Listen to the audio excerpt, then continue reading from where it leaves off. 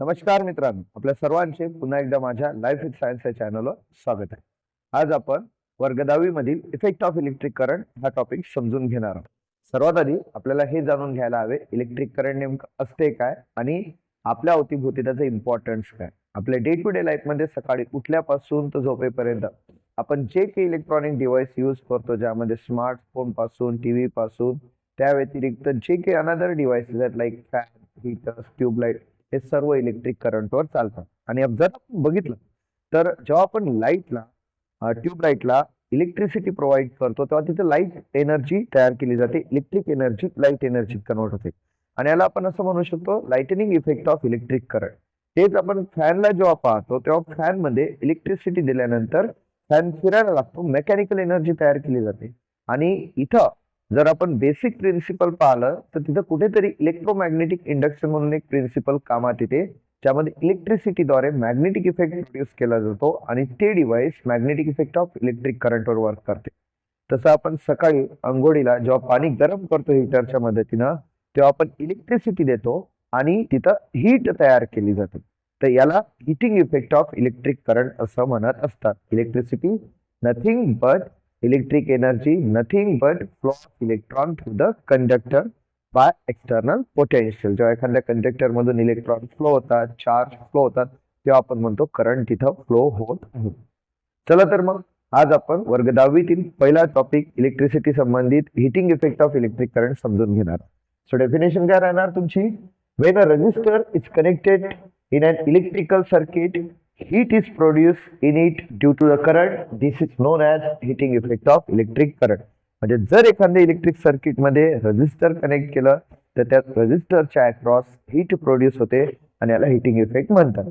Consider करा एक device आहे ज्याचं रेजिस्टन्स आपल्याला आर आहे, ऍक्च्युली रेजिस्टर आर आहे आणि रेजिस्टन्स त्या डिव्हाइसचं आर एवढं आहे. सो हे रेजिस्टन्स आर असलेलं एक रेजिस्टर आहे आणि याला तुम्ही सर्किट मध्ये कनेक्ट केलं म्हणजेच तुम्ही याला एक्सटर्नल पोटेन्शियल दिला, ज्याची व्हॅल्यू व्ही आहे. ही तुम्ही बॅटरीच्या मदतीनं, सेलच्या मदतीनं देऊ शकता. त्यासाठी तुम्हाला की सुद्धा लावावी लागेल या सर्किटला, इथं फ्लो होणाऱ्या करंटला कंट्रोल करण्यासाठी, चालू बंद करण्यासाठी.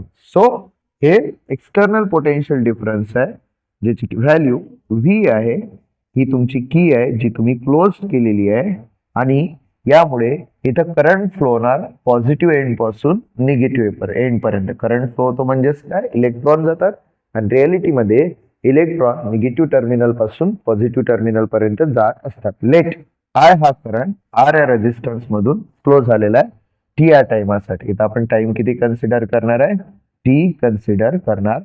सो काय बोलणार आहे सर्किटला जर मला वाचायचं असेल तर मी काय म्हणणार? If resistor having resistance are connected across a potential difference V and key is closed, then current flow through that conductor becomes I for time t. तर तुम्ही म्हणू शकता की R हे रेजिस्टर V या पोटेन्शियल डिफरन्सला कनेक्ट केलं, की close केली, I हा करंट t टाइमासाठी फ्लो झालेला आहे, आपण हे कन्सिडर केलेला आहे. मग जेव्हा इथं इलेक्ट्रिक एनर्जी फ्लो होणार आहे, इलेक्ट्रिसिटी जाणार आहे, तेव्हा या रेजिस्टन्सच्या अक्रॉस जर हीट प्रोड्यूस होत असेल तर याला heating effect of electric current म्हणणार आहे, जे हीटर मध्ये, इलेक्ट्रिक आयरन मध्ये, फर्नेस मध्ये तयार केली जाते. तिथं आपण इलेक्ट्रिसिटी देतो आणि हीट प्रोड्यूस केली जाते.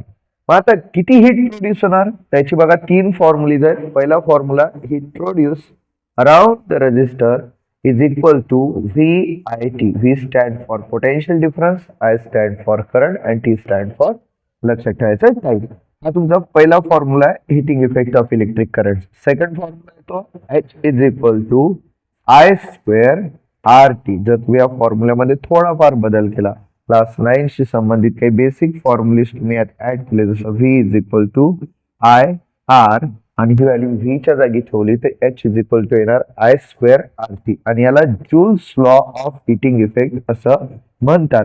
आणि याचं स्टेटमेंट काय ते की हीट एखाद्या कंडक्टरच्या अवतीभोवती जी प्रोड्यूस होणार ते स्क्वेअर ऑफ करंट वर डायरेक्टली प्रोपोर्शनल टू राहणार. हीट जी प्रोड्यूस होणार ते रेजिस्टन्स वर डायरेक्टली प्रोपोर्शनल टू राहणार आणि हीट जी प्रोड्यूस होणार ती टाइम वर डिपेंड राहणार, ज्या टाइमासाठी तुम्ही करंट फ्लो केलेला आहे. So heat produced around the resistor is directly proportional to the square of current flow through that resistance, and is directly proportional to the value of resistance and directly proportional to the time for which current flow through the resistance ही गोष्ट लक्षात ठेवायची. आणि पुन्हा rearrange केलं तुम्ही याच फॉर्म्युल्यानुसार V is equal to I R नुसार ओहम्स लॉ नुसार ते इथे थर्ड फॉर्म्युला येतो H is equal to V square by R into T. या तीन फॉर्म्युलीजच्या मदतीने तुम्ही कुठलाही न्यूमरिकल जो हिटिंग इफेक्ट ऑफ इलेक्ट्रिक करंटशी संबंधित आहे तो सोडवू शकता. आणि हीट एक एनर्जी आहे, तर तुम्हाला याचं जे युनिट राहणार आहे कॅल्क्युलेट करताना ते जूल राहणार आहे, आणि याचं अदर एक युनिट राहते जी वॅट सेकंद राहते, जी 1 जूल इज इक्वल टू राहणार आहे. आता हे कसं आलं तर पॉवरच्या फॉर्म्युल्यावरून आलेलं आहे. आपल्या सर्वांना पॉवरचा एक फॉर्म्युला माहित आहे. कुठल्याही ठिकाणी जी पॉवर कन्झ्युम होणार किंवा जी पॉवर लागणार ती डिपेंड राहणार किती वर्क डन दिलेल्या वेळेमध्ये तिथं केलेलं आहे. So power nothing but rate of doing work. आणि जेवढं तुम्ही वर्क डन करणार, जेवढं तिथं काम होणार, तेवढीच एनर्जी कन्झ्युम होणार किंवा तेवढीच एनर्जी तिथं तयार केली जाणार आहे. So work done nothing but energy consume हे लक्षात ठेवायचं डिवायडेड बाय टाइम. सो पॉवरचा दुसरा फॉर्म्युला येणार आहे. तर एनर्जी कन्झ्युम म्हणजे एनर्जी, हीट एनर्जी इथं कन्झ्युम केली जाते, हीट एनर्जी इथं प्रोड्यूस केली जाते टी टाइमामध्ये. तर इथं जर मला किती पॉवर युटिलाइज झाली हे काढायचं असेल तर मी हा फॉर्म्युला यूज करू शकतो. सो एनर्जीचा फॉर्म्युला येणार पॉवर इंटू टाइम, आणि पॉवरचं युनिट राहते वॅट आणि टाइमचं सेकंड, म्हणून joule is equal to watt second हे सुद्धा एनर्जीचा अनदर युनिट राहत असते. आणि जर तुम्हाला पॉवर काढायचीच असेल तर या प्रत्येक फॉर्म्युलीजला टाइमने जर डिवाइड केलं पहिल्या फॉर्म्युलीला तर टी कॅन्सल होणार, P is equal to formula येणार व्ही हा फर्स्ट फॉर्म्युला येणार. पॉवर किती खर्च झाले ते काढायचा, पॉवर काढायचं असेल एखाद्या डिव्हाइसची तर second P is equal to याला जर टाइमने डिवाइड केलं तर येणार आय स्क्वेअर आर. म्हणजे पुन्हा जर तुम्हाला रेजिस्टन्स दिलेला आहे आणि जर तुम्हाला करंट दिलेला आहे तर तुम्ही पॉवर कॅल्क्युलेट करू शकता. थर्ड फॉर्म्युला जर तुम्ही याला टाइमने डिवाइड केलेला आन्सर येणार व्ही स्क्वेअर बाय आर. आणि पॉवरचं युनिट काय येणार आहे तर एनर्जी अपॉन टाइम. तर याचं युनिट काढायचं असेल तर येणार आहे जूल पर सेकंड. ही गोष्ट लक्षात ठेवायची. अधिक एक महत्वाची गोष्ट, तुमच्या घरात जे इलेक्ट्रिक बिल येते त्या इलेक्ट्रिक बिलवर आपण म्हणतो की XYZ युनिट आपले जळाले या महिन्यामध्ये किंवा एका दिवसामध्ये 2, 3, 4 युनिट आपण जे डिव्हाइस वापरतो ते जेव्हा इलेक्ट्रिसिटी कन्झ्युम करतात तेव्हा आपल्या मीटरमध्ये काही डिजिट नंबर्स बदलतात. ते डिजिट नथिंग बट त्या दिवसाला तुम्ही वापरलेली एनर्जी, त्या दिवसाला तुम्ही कन्झ्युम केलेली पॉवर, तिथं त्या तुमच्या डिव्हाइसेसनी त्यांच्या पॉवरनुसार कन्झ्युम केलेल्या एनर्जीला रिप्रेझेंट करतात, ज्याला एक युनिट म्हणतो आपण. तर तुम्हाला तुमच्या घरातलं इलेक्ट्रिक बिल युनिट मध्ये मेजर करतात, तर एक युनिट इलेक्ट्रिसिटीचा अर्थ असतो 1 किलोवॅट अवर एवढी एनर्जी खर्च होणे. आणि याला जूल पर सेकंड मध्ये जूल मध्ये कन्वर्ट केलं तर ते येणार 3.6 into 10 to the power 6 joule म्हणजे वॅट सेकंड येणार आहे. सो तुम्हाला जर कधी एक्झाम मध्ये एखाद्या महिन्याचं बिल काढायचं सांगितलं इलेक्ट्रिक बिल, त्यावेळेस तुम्हाला हे थोडीफार माहिती कामात येणार आहे. तर चला आपण सुरू करूयात या टॉपिक वरील. तर आपण फर्स्ट एक्झाम्पल सुरू करूया. बाय एक्झाम्पल काय म्हणते, heat energy is being produce in a resistance in a circuit at a rate of 100 watt. The current of 3 ampere is flowing in the circuit. What must be the value of resistance. इथे तुम्हाला एक statement आहे at a rate. नेहमी लक्षात ठेवायचं जेव्हा कुठल्याही गोष्टीला तुम्ही रेट हा शब्द लावता, rate of doing work, rate of change of displacement, म्हणजेच तुम्ही विथ रिस्पेक्ट टू टाइम ती गोष्ट मेजर करत आहे. So heat produce at a rate म्हणजे heat per unit time nothing but power. तुम्हाला इथं पॉवर दिलेली आहे आणि तुम्ही युनिट वरून सुद्धा ओळखू शकता 100 वॅट आणि 3 एम्पियर हा करंट दिलेला आहे. म्हणजे एक रेजिस्टन्स आहे ज्याची किंमत R आहे आणि या रेजिस्टन्स मध्ये due to external potentials current flow होत आहे आणि हा करंट 3 एम्पियर एवढा आहे. तर तुम्हाला फाइंड आउट करा जर इथं 100 वॅट या रेटने हीट प्रोड्यूस होत आहे तर रेजिस्टन्स किती राहणार ते. सो गिवन डाटा काय दिलेला आहे तुम्हाला, इथं गिवन डाटा दिलेला आहे I is equal to 3 ampere. Then तुम्हाला P दिलेला आहे 100 वॅट आणि तुम्हाला त्या ठिकाणी R काढायचा आहे. सो तुम्हाला फाइंड आउट करायचं आहे R किती राहणार आहे ते. आता तुम्ही मला सांगा असा कुठला फॉर्म्युला आहे जो तिघांना म्हणजेच मॅच होते, तिन्ही गोष्टी ज्या फॉर्म्युल्यात येतात. आपले पी चे 3 फॉर्म्युले झालेले आहेत. एक P is equal to V, दुसरा आय स्क्वेअर आर आणि तिसरा व्ही स्क्वेअर बाय आर. जर तुम्ही हा सेकंड फॉर्म्युला यूज केला तर आय आणि आर दोन्ही टर्म्स येतात. So P is equal to I square R. तुम्हाला रेजिस्टन्स काढायचा आहे. So R is equal to P upon I square. हा आय स्क्वेअर मल्टिप्लाइड मध्ये होता, इकडे गेला तर डिव्हाइड येणार. व्हॅल्यू पुट करा आणि तुम्हाला तुमचा आन्सर मिळणार आहे. पी ची व्हॅल्यू 100 आणि तिथं या ठिकाणी आय स्क्वेअर म्हणजे 3 चा स्क्वेअर. जर तुम्ही 3 चा स्क्वेअर सॉल्व्ह केला तर तुम्हाला 3 चा स्क्वेअर 9 येणार आणि 100 ला 9 ने डिव्हाइड केल्यावर आन्सर येईल 11.11. आणि रेजिस्टन्स हे ओहम मध्ये मोजतात. तुम्हाला युनिट द्यावंच लागणार आहे, ज्याला तुम्हाला नियर अबाउट हाफ मार्क्स राहणार आहे. सो इथं तुम्ही रेजिस्टन्स त्याने कॅल्क्युलेट केलेलं आहे. सो लगेच लिहून घ्या, नोट करा, स्क्रीनशॉट काढून घ्या. चला आपण नेक्स्ट एक्झाम्पलला सुरू करूया. नेक्स्ट एक्झाम्पल काय म्हणते, cell is connected to a 9 ohm resistance. पहिली व्हॅल्यू दिलेली आहे 9 ohm. Because of which heat 400 joule produce per second. पुन्हा एक स्टेटमेंट आहे का 400 जूल प्रोड्यूस पर सेकंड म्हणजे हीट पर सेकंड दिलेली आहे. Due to current flowing through it obtain the potential difference applied across the resistance. म्हणजे इथं sale आहे, एक बॅटरी आहे, एक छोटासा डिव्हाइस आहे, सेल आहे. हा या 9 ओहम रेजिस्टर्सच्या अवतीभोवती कनेक्ट केलेला आहे. हे तुम्हाला पहिले दिलेली आहे व्हॅल्यू. त्यानंतर तुम्हाला हा तो सेल आहे, लक्षात ठेवायचं. ठीक आहे. इथं की प्रत्येक वेळेस ती एक सिंपल डायग्राम येणार. इथं करंट जाणार आय, पोटेन्शियल राहणार व्ही.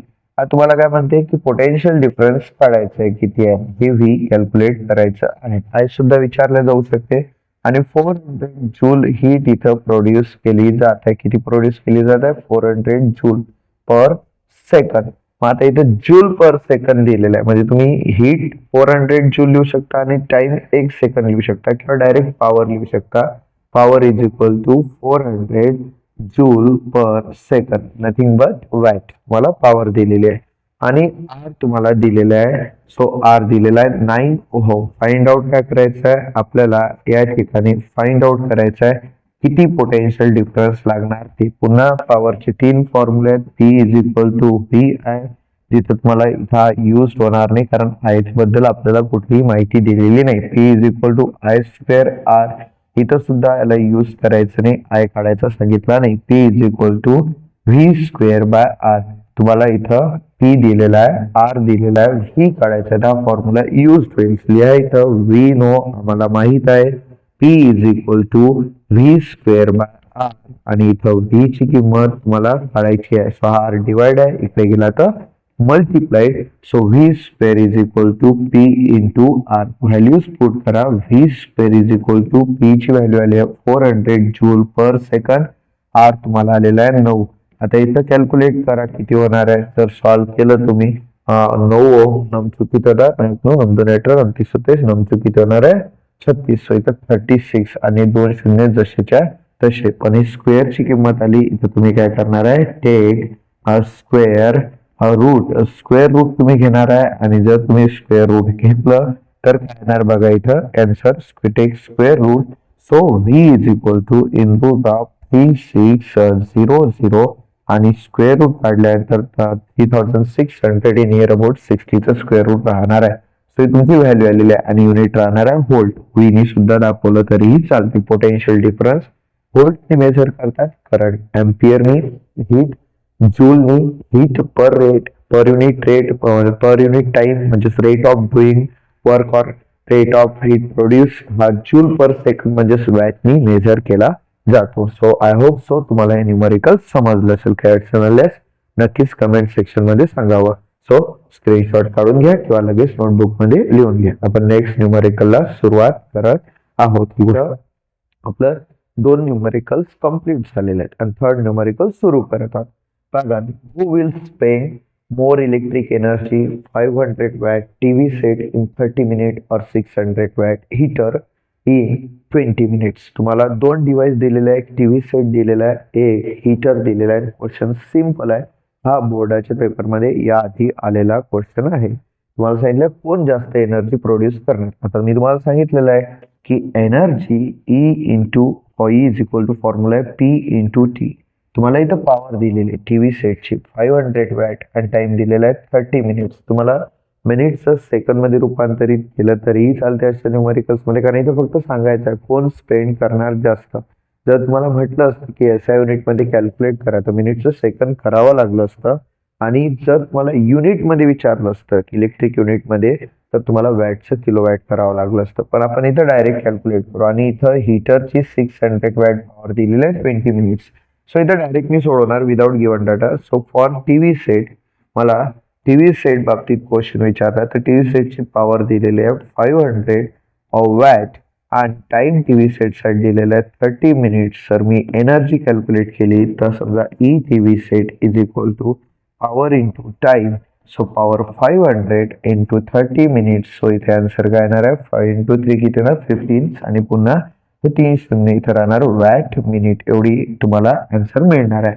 सेकंड, जर मी इथं हीटर साठी काढलं, तुम्हाला जेव्हा तुम्ही एखाद्या दुसऱ्या ठिकाणी याला बघणार तेव्हा कदाचित युनिट इथं वॅट सेकंद असेल तर इथं व्हॅल्यू सेकंद मध्ये कन्वर्ट करून दिलेली असेल किंवा किलोवॅट अवर असेल तेव्हा हे सर्व किलोवॅट आणि अवर मध्ये कन्वर्ट केलेलं असणार आहे. सो हीटर साठी तुम्हाला पॉवर दिलेली आहे 600 वॅट आणि हीटर साठी तुम्हाला टाइम दिलेला आहे 20 मिनिट्स. सो हीटर साठी तुम्हाला जर मी इलेक्ट्रिक एनर्जी कन्झ्युम करायची सांगितली हीटर तर हीटर मध्ये पी इंटू टी गुणाकार केल्यानंतर काय ते बघा. पी आहे 600, टी आहे 20, 6 गुणिला 2 12 आणि 3 शून्य जसेच्या तसे पुन्हा वॅट मिनिट. तुम्ही बघू शकता इक्वेशन 1 आणि इक्वेशन 2 वरून कोण तुम्हाला मोठं दिसते तर देअर फोर लक्षात ठेवायचं ई टीव्ही सेट लक्षात ठेवा जास्त वाटत आहे आपल्याला हीटर पेक्षा. म्हणून आपण म्हणू शकतो टीव्ही सेट जो असेल लक्षात ठेवायचं कन्झ्युम मोर एनर्जी. इथं टीव्ही सेट लक्षात ठेवायचं जास्त एनर्जी कन्झ्युम करणार आहे हे आपण लिहू शकतो. हे छोटस न्यूमरिकल आहे परंतु हे याआधी पेपर मध्ये आलेलं आहे. सो पुढे आपल्याला भरपूर न्यूमरिकल्स घ्यायचे आहेत. आपल्याला नेक्स्ट 5 न्यूमरिकल्स घ्यायचे आहेत आणि हे आपण नेक्स्ट लेक्चरला सुरू करणार आहेत.